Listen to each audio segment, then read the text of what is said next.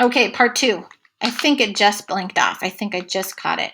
All right, so 4.3 part 2.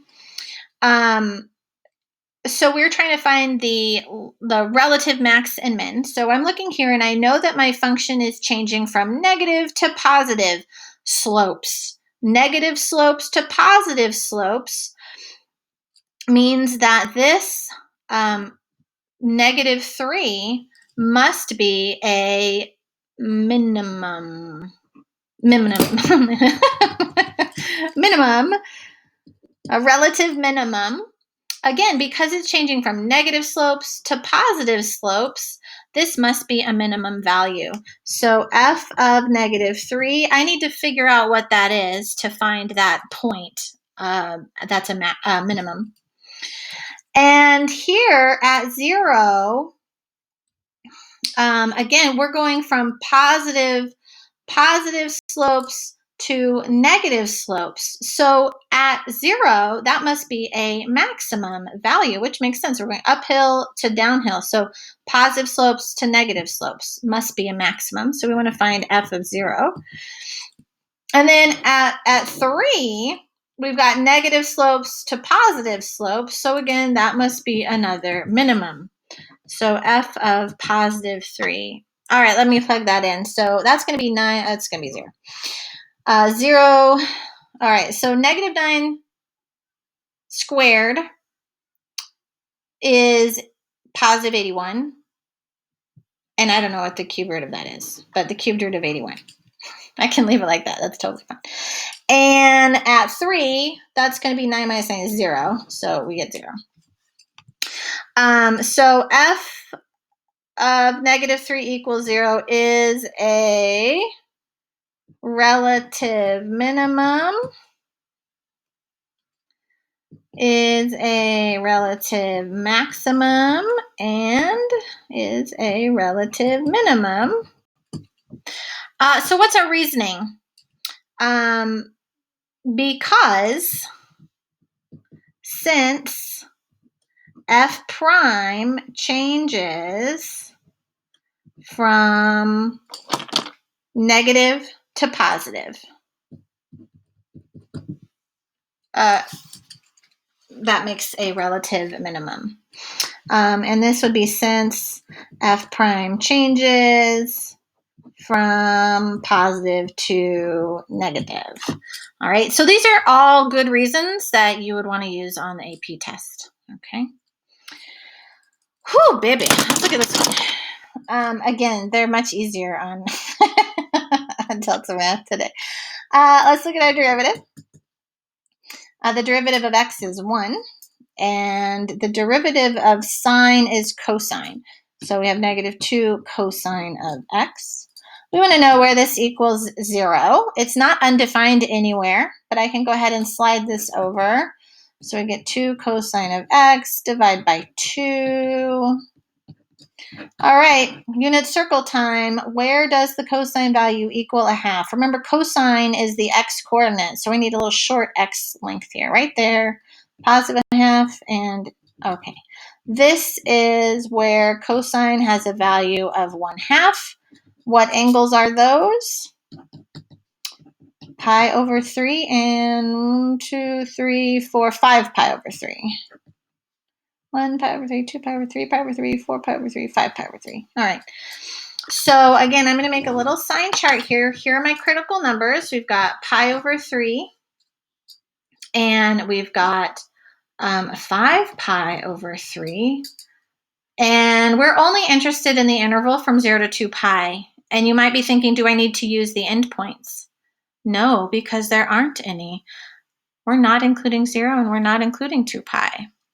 What we're saying is we don't have to check from negative infinity to positive infinity because that would literally take forever. So we really just need to check between 0 and 2 pi, and we're looking for answers in there. So we have these critical numbers, and to the left of pi over 3, that's just, I could choose something like, let's see, we could choose something like pi over 4. We could choose pi over 6. So I'm going to go ahead and just use pi over 6 because I like it better. All right, so pi over 6 then, I'm going to plug in pi over 6. Cosine of pi over 6, which is right here, is radical 3 over 2. And 2 times that would just be radical 3. And this becomes 1 minus radical 3. 1 minus radical 3 is negative. Yeah. Between 5 pi over 3 and pi over 3, oh, pi is a nice choice. So let's plug in pi. If I plug in pi, the cosine of pi is negative 1. So that becomes negative 2 times negative 1, which is 2. And 1 plus 2 is 3, which is a positive result. And I could choose 2 pi because it's bigger. 2 pi lands right here at the ordered pair 1, 0. So the cosine of 2 pi is 1. So then we would have 1 minus 2, which is negative 1. But we just care if it's positive or negative. And I know that it's also equal to 0 at these points. So I like to include that knowledge. All right. So I'm going to say that here I know that f prime, y prime. I don't have an f prime function. I have a y prime. Y prime is less than 0. Y prime is greater than 0. Y prime is less than 0. So we know that our function f is decreasing on the interval. Now we're stopping at 0 here and 2 pi. So we don't have to go all the way from negative infinity. Don't do that. That would be wrong. So from 0 to pi over 3 and from 5 pi over 3 to 2 pi. And I'm using parentheses at 0 and parentheses at 2 pi because they did. All right, I want that to match. Since what? Oh, see, and I did it again. I can't use f. There is no f in this problem. I can say y, since y prime is less than 0. And y is increasing on pi over 3 to 5 pi over 3, since y prime is greater than 0. And again, now max and min, so here we're going downhill and to uphill. So negative slopes to positive slopes means this is a minimum. And positive slopes to negative slopes means this would be a maximum at 5 pi over 3. Okay, so y of pi over 3 is a max. I'm sorry, a min. Since y prime is changing from negative to positive, and y of 5 pi over 3 is a max. Because, again, y prime is changing from positive to negative. Would be the full reason. Let's see. So I'm going to go back to my y function and plug in pi over 3.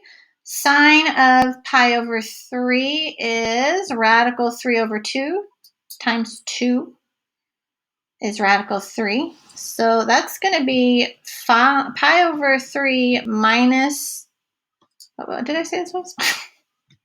Radical 3 over 2. So minus pi over 3, or minus radical 3, just kidding, is a minimum. 5 pi over 3 is right here. That'd be negative radical 3 over 2.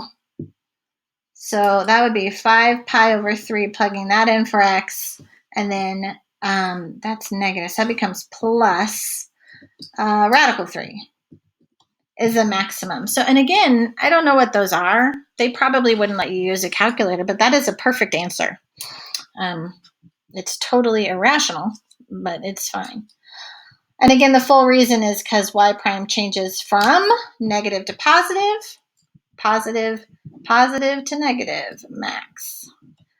Negative to positive, minimum. Okay? Really important that you know all of those things. But I said this was easy, didn't I? Again, you have polynomials in your work, so. All right. Things to note here. We are undefined when x is 0. There's a vertical asymptote at x equals 0. Always a good thing to keep in mind.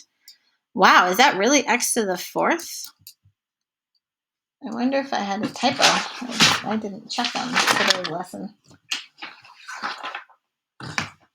Nope, it's not a typo. Okay, let's look at the derivative. F prime of x. This is a quotient, so we need to use the quotient rule. Low d high minus high d low all over low squared. So low d high, the derivative of the numerator would be 4x cubed. Low d high minus high d low, the derivative of the low, the denominator is 3, all over low squared. All right, I'm going to clean that up. That's going to be 12x to the 4th. This is going to be negative 3x to the 4th. Negative 3 times 3 is negative 9. This is 9x squared. Cleaning it up some more because it can never be too clean for me. 12 minus 3, 12. 9 x to the 4th minus lots of 9s here. I'm not going to worry about reducing that. But I do want to know where it's equal to 0. And it is undefined when x is equal to 0. That's important to know. Got denominator there, can't equal 0. So if I wanted to set it equal to 0, and I'm just going to cross multiply, the denominator times 0 is 0, goes away. So we have 9x to the 4th minus 9 equals 0. Add the 9, divide by 9, we get x to the 4th equals 1. And the 4th root of 1 is plus or minus 1. So we've got a few critical numbers here. Negative 1, 0, and positive 1. And I know it's undefined at 0 or equal to 0 at negative 1 and positive 1. All right, now I just need to figure out some signage here. Where is our function positive and negative? Looking at the derivative, let's see, negative, let's try like negative 2. If I were to plug in negative 2 to this derivative function, negative 2 to the 4th will be positive, and then that's big. So our numerator is going to be positive, and the denominator is also going to be positive. So positive divided by positive gives us a positive result. F prime of x is greater than 0. In between, we have like, I don't know, negative a half, I guess. Negative a half to the 4th power is going to be positive. It turns out to be 1/16. So this is 9/16 minus 9. That's going to be a negative in the numerator and a positive in the denominator. So the result is a negative result. All right, so here f prime of x is less than 0. Let's see, at positive a half, again, we get 1 over 16, so 9 over 16 minus 9 is a negative result, and still a positive in the denominator. So this is a negative result. F prime of x is still less than 0, and it's important you realize that it didn't change sign. And here, if I tried positive 2, that's going to be a very large number. Minus 9 is still positive. And this is also positive. So we get a positive result. F prime of x is greater than 0. And again, this notation is cumbersome, but I just want you to be used to seeing it.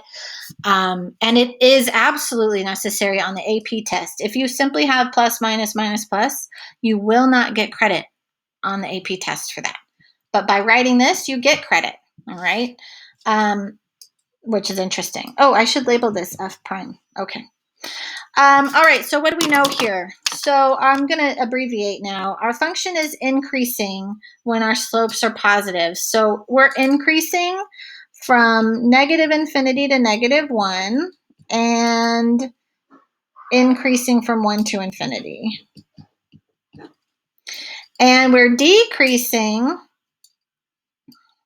Now, here's tricky. Can I actually say we're decreasing from negative 1 to 1? It can't. That would be incorrect. Remember, at 0, it's undefined. And we knew that at the beginning because we knew it was a vertical asymptote. So it's not a hole.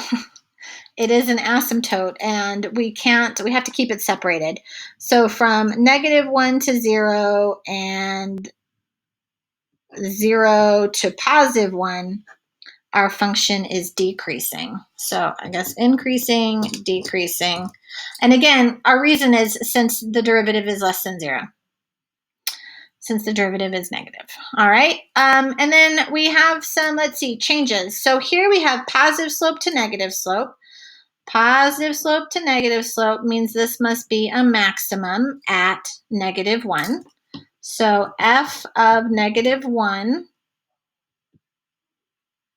is a max. Oh, I could maybe just say that. Is a max, a relative max, since f prime changes from positive to negative. And then you'll notice from here, negative to negative, there is no sign change. So there's nothing at 0. We know it's an asymptote. It's not a max or a min. Here we're going from negative to positive. So that's negative to positive means this must be a minimum. F of 1 is a relative minimum since f prime changes from negative to positive. Oh my gosh, I don't want to do anymore. I'm going to stop. Let's try this last one and call it quits. Oh, there's 2. These are AP test questions. So again, I like to do these because they are different. So let f be the function with the derivative. Here's the derivative. Which factors? So that's important. We know this derivative factors. A and b are constants such that a is less than b. So that's really important that a is a smaller number. So we know that since this is the derivative, and I want to know where f prime is equal to 0, well, we know it factored into x minus a and x minus b. So we know that at a and b is where it's equal to 0. So I could plot that on a number line, and I know that a is less than b, so I'm going to plot it to the left. So this is our little sign chart for our derivative function. So we want to know which is true. So on a problem like this, sometimes it's really good to go ahead and just assign values and see what happens. I'm going to pick a number. Let's pretend. Pretend A is 2 and pretend B is 5. I don't know. I'm picking different kinds of numbers. And let's see what happens. Again, if I were to pick some values, we're picking a number less than pretend 2, so like 1. So if I were to do that, 1 minus 2 gives us a negative result. And here, this would be 1 minus 5, which also gives us a negative bubble. And when I multiply those together, the result is positive. So f prime is greater than 0 in this interval. So I like using numbers, and that's kind of a thing you can do. Let's look at between A and B is a number like 3, possibly. Again, just based on. So if I were to plug back in, here we have, this would have been 3 minus 2. Well, that would give us a positive result. And then this would be 3 minus 5. Well, that would have given me a negative result. And positive times negative is negative. So here, f prime of x is less than 0. And this would be greater than 0. All right. Again, you could try like 6. 6 minus 2 is positive. 6 minus 5 is positive. Positive times positive is positive. So there we go. And so when we think about this, it's asking and saying which of the following is true. Well, let's see. Our function f is decreasing for x values between a and b. That's correct, decreasing between a and b. All right, so we know that because the derivative is less than 0 for all x values between a and b. Yeah, that makes, decreasing. Yeah, that makes sense. You'll notice they didn't do equal to, but they didn't do equal to anywhere. So that is important, okay? Let's see. So, well, that's true. Let's check the others just to be sure. F is decreasing for x values less than A? No. This is increasing. And this is increasing since they're positive. Okay, so that's definitely false. All right, well, I guess A is the right answer then. This is gibberish. I don't know what they're doing there. They're actually finding the midpoint, right? Halfway, the sum divided by 2. All right. So definitely A there. So this was just, hey, try some numbers if you're confused with A's and B's. That's the moral of the story there. All right, last one. Let F be a function. Which of the following open intervals is F increasing?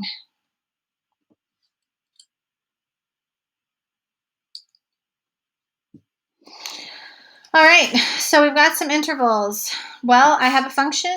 I want to know increasing, so I'm thinking I want to see where is my derivative greater than 0. So that's the question we're looking for here. Where is our derivative greater than 0? So I'm going to find the derivative. This is a product. We have two things are being multiplied together. So we have the first thing and the second thing. The product rule says it's the first times the derivative of the second. The derivative of the second, and it's got a baby, so don't forget about the baby, is e to the negative 2x times the derivative of the baby. So the derivative is negative 2. So I'm just going to multiply that in front. First times the derivative of the second plus the second times the derivative of the first. So the derivative of x is 1, and the derivative of x squared is 2x. So I like this one just because it's so complicated. I'm going to go ahead and distribute here. So we get negative 2x e to the negative 2x. And here we would get negative 2x squared e to the negative 2x. I'm going to distribute this guy. So we get plus 1 e to the negative 2x, and then we get plus 2x e to the negative 2x. All right, lots of distributing.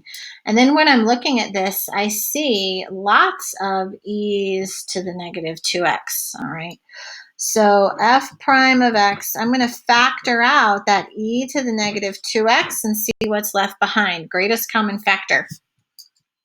Negative 2x minus 2x squared is left behind. Here we have a 1 that's left behind, and here we have a 2x that's left behind.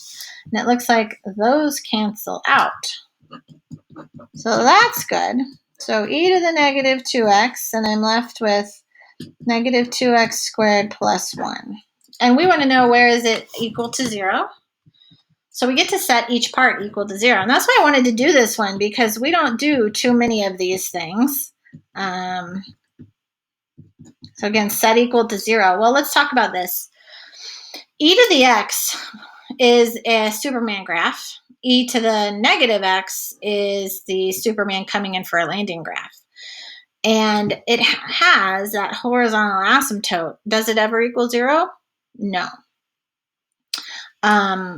That never equals 0. There's no solution there. Here I can subtract 1, divide by negative 2, and we get 1/2. And then the square root would be plus or minus the square root of 1/2. Oh, which they rationalized. So that'd be 1 over radical 2, which they rationalized. So radical 2 over 2. Plus or minus radical 2 over 2. Annoying. All right. So I've got negative radical 2 over 2 and positive radical 2 over 2. And I guess I just want to check 0. Let me just test 0 right in the middle. It's easy. That's the easiest thing to figure out. Again, I don't see anything that refers to that, but I do see lots of radical 2's over 2. So let's plug 0 back in. And I'm going to use this function because it's easiest to plug right back into. E to the 0 is 1 times this bubble here. That'd be 0 plus 1, which is 1. So that is going to be a positive result. And they want to know, where is it positive? Yep, it's positive in between -2 and 2. So I think that D is the correct answer right there.